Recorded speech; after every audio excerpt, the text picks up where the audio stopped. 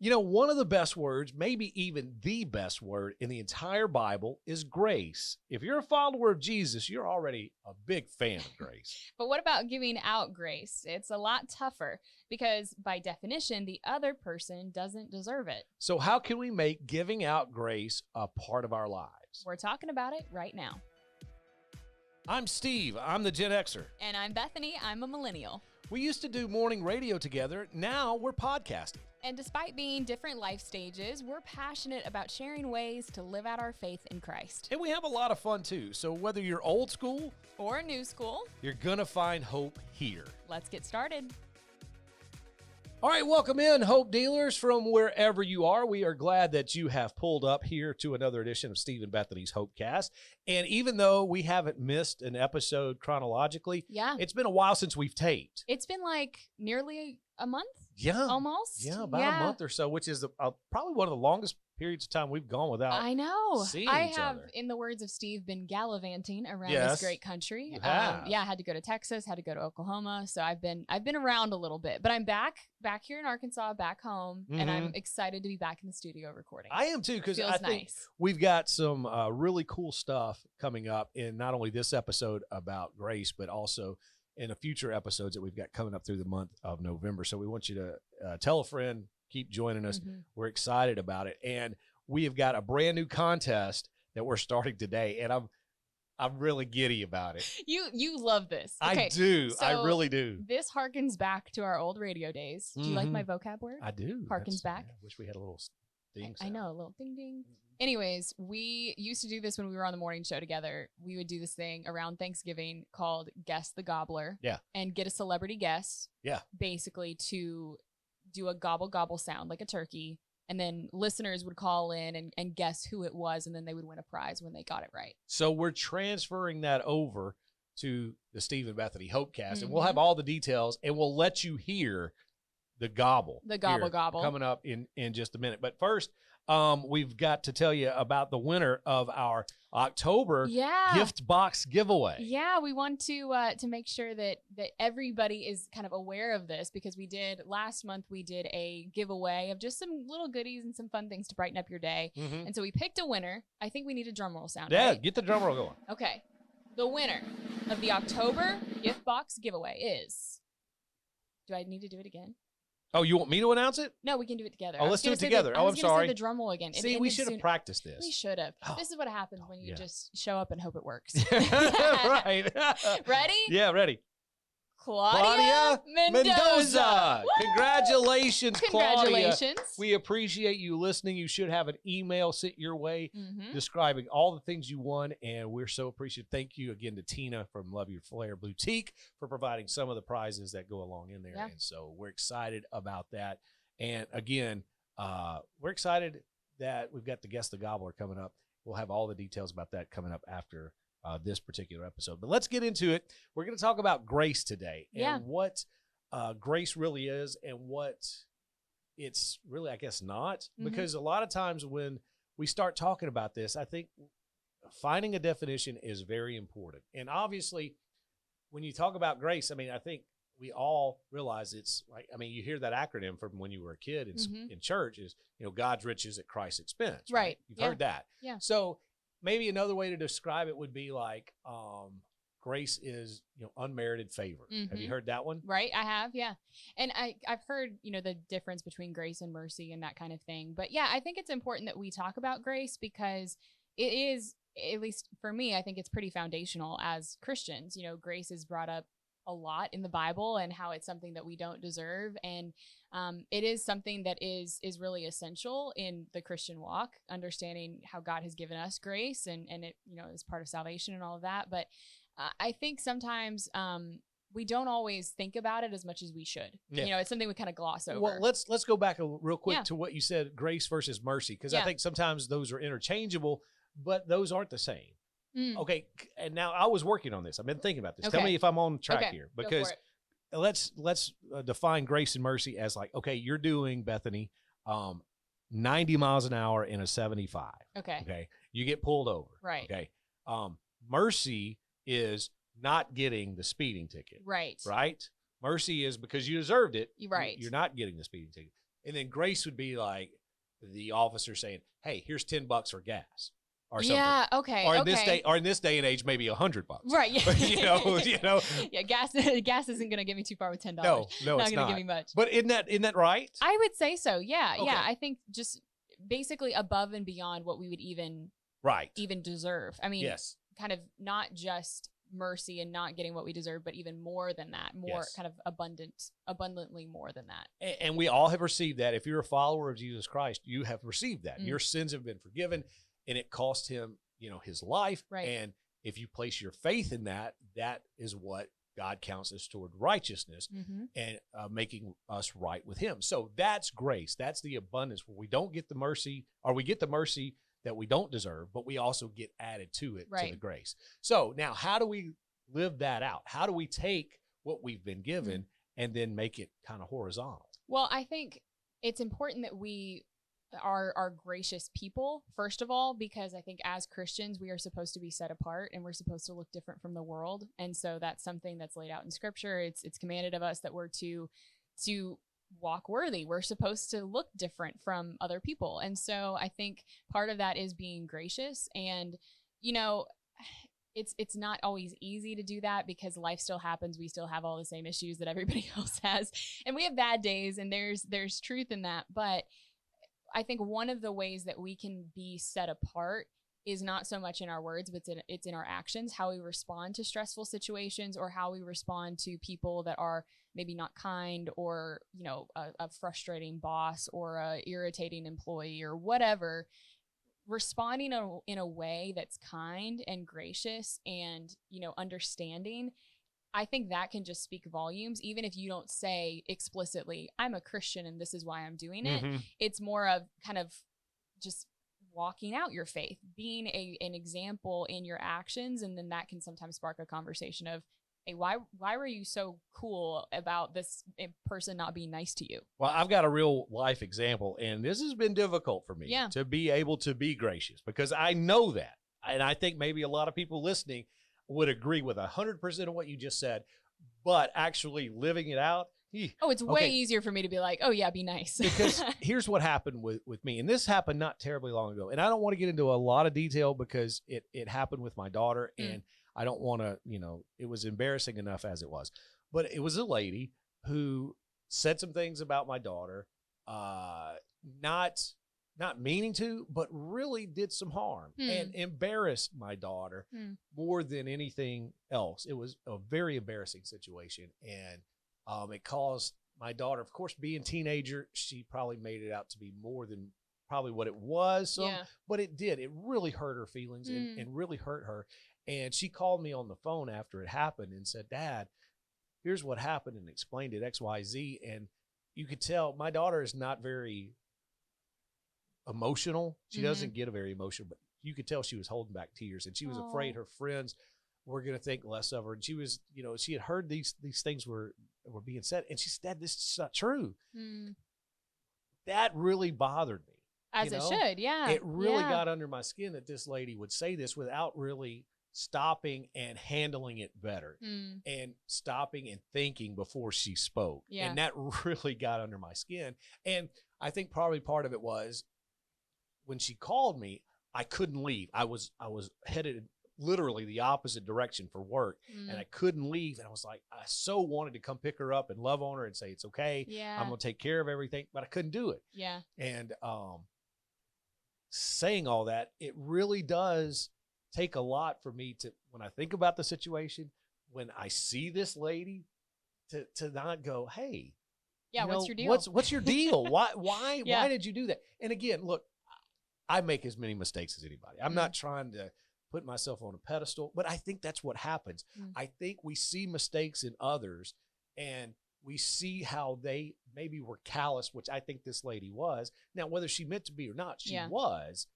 And I think, why, and I get frustrated with her, but I got to remember, I got to let that stuff go. Oh yeah. Well, I think it reminds me of, I don't remember where I heard this quote, but it's always stuck with me. It says, we judge ourselves by our intentions and we judge other people by their actions. Yeah. And I think that's so good, because we can look at ourselves and be like, well, I didn't mean to come across as rude, or I didn't mean to come across as whatever. but this person, they acted this way. And so we judge them harshly based on how they acted or what they said versus how we would maybe judge ourselves because we know the thoughts behind our actions and our hearts or our intentions. But I think like in that case, and I felt this, even though I don't have kids, like I felt it with people that I'm close to or my friends or my husband, I'm protective of them. And if somebody's going to say something like kind of critical, even if it's a joke, there's been times where I've had to check myself because I feel myself kind of rising up of like, hey, like, don't say that. Like that's my friend or like, that's my husband. Like, don't, right. And I'm sure it gets even more intense when you have kids because to a certain extent, kids can't always defend themselves. And so you feel the sense of like, well, I need to protect them. I need to say something. And in this case, with my daughter being a teenager, and I think it happens teenagers where there's a boy or a girl, but they're already independent, and there's very little times that you really need to protect them. But I felt like it then. Well, yeah. I felt like she was wounded and hurt and embarrassed. Yeah.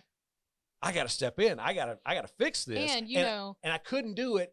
And that kind of all welled up inside of me. And I was just like, oh, yeah.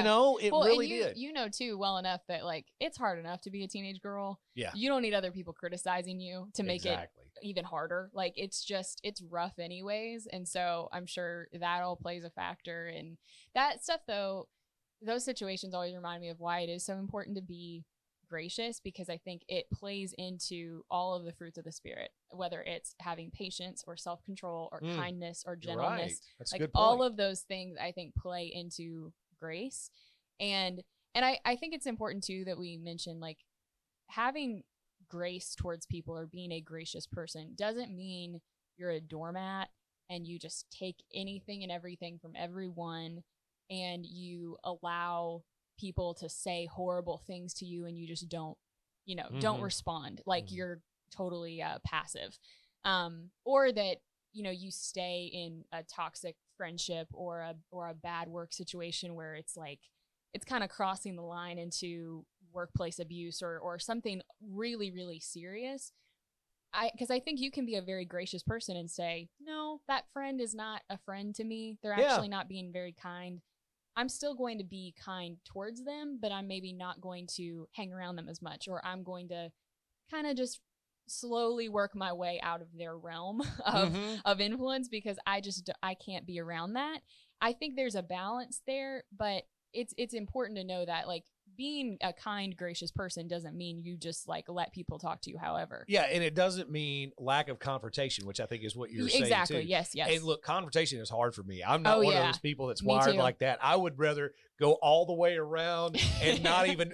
I would have rather avoid. I'll hit some switchbacks, some toll roads before I get there. That's exactly right. I will take the furthest, longest trip around to have to deal with it. But sometimes it's needed. Sometimes, and again, it can be done graciously. It can be done in a way that still honors God and still kind of, in a lack of a better term, takes up for yourself. When you can kind of say, hey, look, this really hurt me. This really hurt my daughter. Now, I'm saying these things. I haven't said this to this lady, and probably one of the main reasons is I don't know her very well. And, she's been around our church. It was a lady that goes to our church. She's been around our church hit and miss, but I don't have any kind of real relationship with her. So that again, I'm probably justifying here, but that's a little bit of reason why I haven't. But I think the point goes to, yes, you have to sometimes confront and say, this hurt, this maybe let's try to find some middle ground here or something, because it's just like what you're saying. I think here's another good definition. Instead of passive versus meek. But you always heard, you've always heard meek is like power under control. Meek is a great thing. Yeah. Meekness is a great thing. Yeah. And I think sometimes you can be confrontational in a meek way. You can have that in your mind, righteous indignation and be upset and be hurt and vocalize that, but do it in a kind, graceful way. Oh, and I was going to say too, I think that, sometimes it's just a matter of taking some time to think, is it worth me bringing this up to this person? Yeah. Does this person have any kind of a voice in my life, any kind of influence in my life? Are they really even a close friend of mine? Or not like, do they matter, but no, I get it. are No. they in a vital, important person to me? So for example, like if my mom had said something that hurt my husband's feelings, which she hasn't as far as I know, but if she had, I would probably bring it up to her, or I would ask Cody to bring it up to her, because that's a relationship that matters. It's, you know, family for one, it's in-laws, like there's a dynamic there. It matters. If it's some random person in Walmart, I'm not going to say anything. Like right. It does, at that point, it kind of goes, I'm never going to see this person again. It probably doesn't matter. And then there's that one kind of in the middle is what I see you every now and then. Yeah. Yes. Yeah. Would I do more harm in bringing it all back up after it's long dead and gone? Right. By saying, hey, here's what happened, 6 months ago. Yeah. Would you... and that's a judgment call, I think, where you just have to like ask the Lord. Sometimes, yeah. Do I need to say this or no? Yeah, because I think sometimes maybe it's over with. Yeah. Let's not try to get it up, because you don't want to, make it worse, because it could make it worse, in some areas. So, I think that's a good idea, just to kind of pray. And if you feel, obviously, that God's maybe leading you to say something, make sure it's God leading, because depending on how you're wired. Now, if you're wired like you and I are, it would be God telling us. But some people are just like, hey, I got a problem with you. I know a couple people, and I joke. It's like Frank Costanza. Yeah. I got problems with you people. I know a couple people, and I joke that they're just simmering. Yeah. They're like always kind of ready to go, like a little bit. Right. And we all need people that are like that, because when the going gets tough and you need some people to just be on your side, I think you need people that are a little bit more confrontational, that are like, hey, I get it. So you need people like that. Me, I'm like cold water. I'm like, I'm not going to get riled up until it's like, unless it's a really big deal, I'm probably not going to get riled up about a whole lot. But I think that's the thing, where you could be the most mild-mannered, calm person and still not be gracious, and still not be a kind person. Like you could be very, kind of introverted and quiet and kind of a chill person, and still be really kind of hateful in certain situations. No, I think that's true. And that's, again, going back, like, I think that it's part of living out your faith and really showing the fruits of the Spirit. Is it's not in us to be gracious to people. It's not in us to think the best of someone. Our natural human nature is to just be like, that guy's a jerk. Yeah. That person, they meant to cut me off, or they meant to say this. They tried to hurt my feelings. Like, I think we can lean that way. And where I got convicted of this too is just like within, like family relationships or friendships, like people that I know really, really well. Do I think the best of them, or do I tend to think they're trying to hurt me because they know me? Like they know how to push my buttons, or they know how to irritate me, and they're trying to.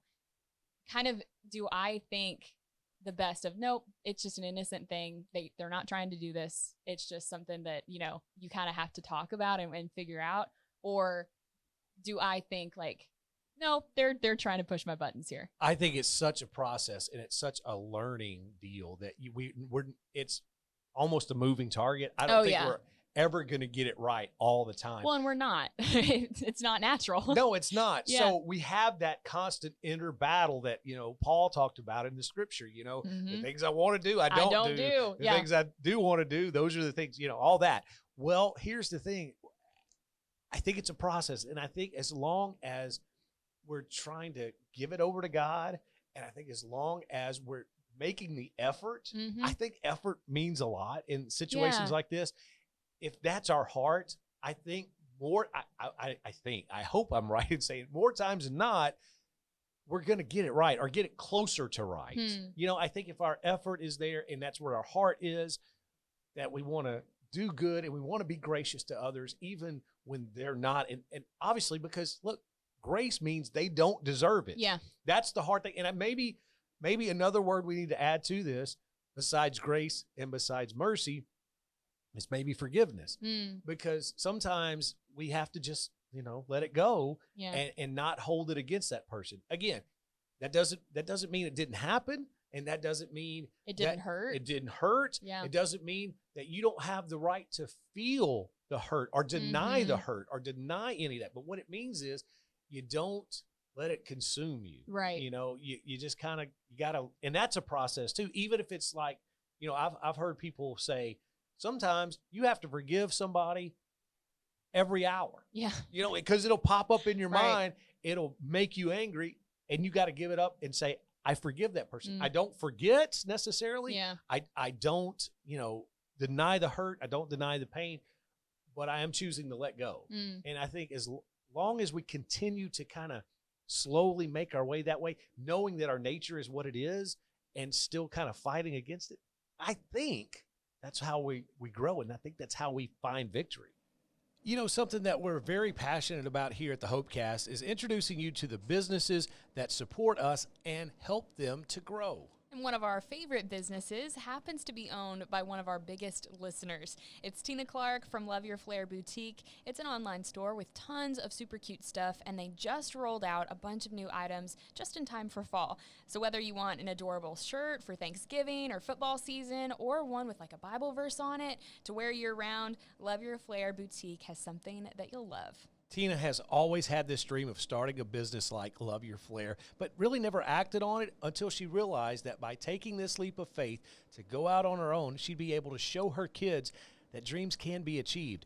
Bethany and I have really enjoyed getting to know her lately, and we know that you're going to love her too. So check out all that she has to offer over at Love Your Flair's Facebook page. Check the show description for the link, or just go to StephenBethany.com. All right, we're about ready to wrap things up here on this edition of Stephen Bethany's Hopecast, giving out grace. And I think when we start comparing, you know, like I say, our lives and what we're thinking about doing and the process that it is, we have to give ourselves a little grace. Yeah. In the actions and in the process. Right. Well, I was going to say that I think grace is something not just that we should give to other people, but we sometimes need to remember that we've been given grace and give ourselves grace as we, you know, try to live out our faith and we try to represent Christ well. We're not going to do it perfectly. And so there's forgiveness and there's grace there.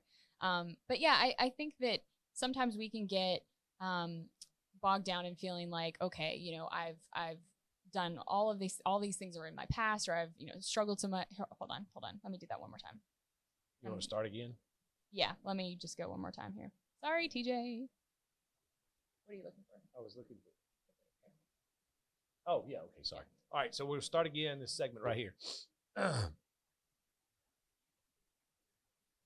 right. We're getting ready to wrap up our edition talking about giving out grace. And I think it's a process like we were just talking about, but I think in a part of that process is learning to give ourselves grace and how to do it. Well, I think, you know, we've been given grace, you know, obviously when we become Christians, grace is a part of it, as we mentioned earlier. And so I think we need to approach it from the standpoint of we've received grace, so that's why we should give grace to other people. Like, there's nobody out there that deserves grace any more or any less than me. Like, we're all sinners. All of us are falling short. That's clearly laid out in scripture that none of us are perfect and we're all sinners. And so we all don't deserve the grace that we've received.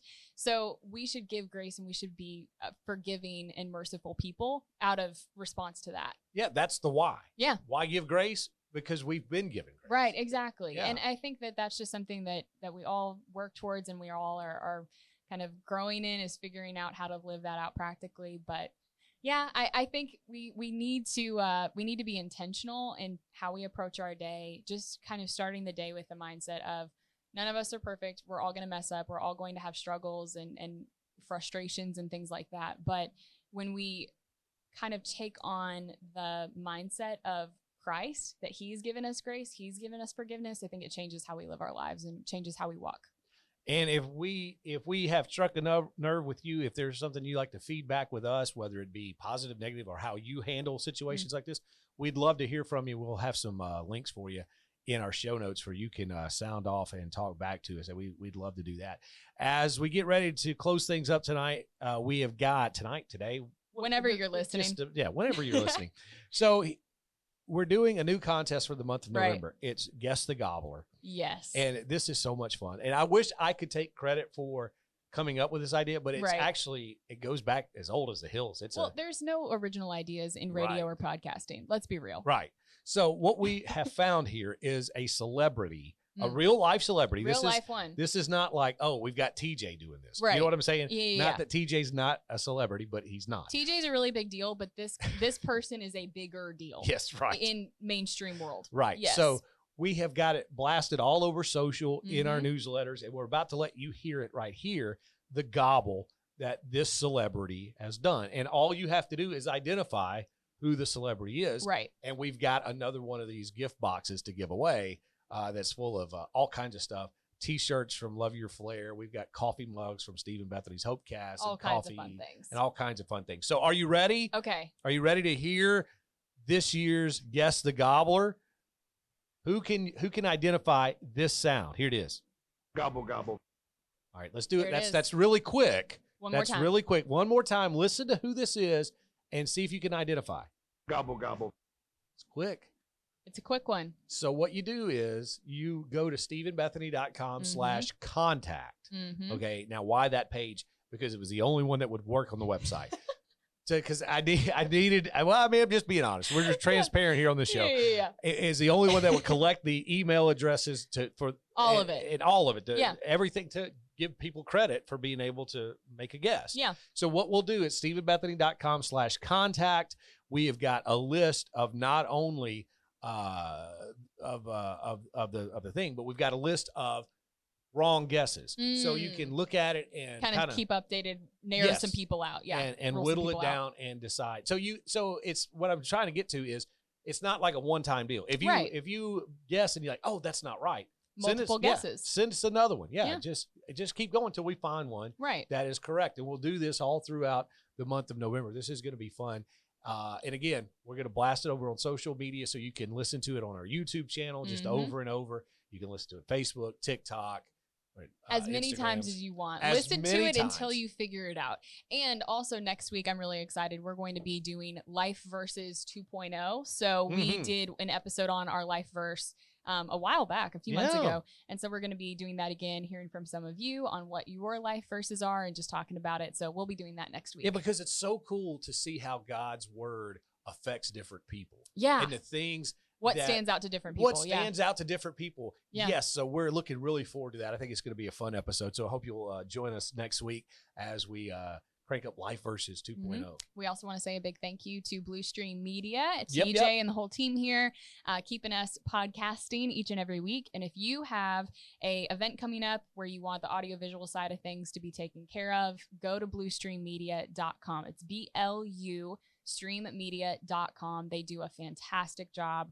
TJ's a total pro. Yeah. Everything goes so smoothly with him. And so bluestreammedia.com, go ahead and give them a shout. And I say this all the time, but if you just want to completely turn it over and not have to worry, wash your hands of it, it's TJ, because not only does TJ have it all set up, but TJ's got backups. Something goes down right there. He's fine. He's fine. It's going to continue to roll on. You're going to love working with him if you'll have an event coming up that you want to use Blue Stream for. We also want to say thanks to all of our patrons that join us at Stephen Bethany Hopecast on Patreon.com, where those are a group of kind of subscribers, super fans that have joined us and come alongside and support us financially. Well, it really is a community. It's people that, not all just are supporting us financially, but really just praying with us and giving us show ideas and just being really encouraging. So we're thankful for them. Absolutely. And you could join us. We've got links to check it out and see what you think if you'd like to prayerfully join us on our Patreon Hope Dealers there as well. And then for everything else, Stephen Bethany, including Guess the Gobbler, just go to stephenbethany.com. We've got everything there. You can find it pretty easily. All the episodes, all the archives, everything is right there in one-stop shop, stephenbethany.com. stephenbethany.com. I think that wraps it up. Yeah. Thank you guys so much for listening. We appreciate y'all. Good night, Olive Branch. Bye, guys.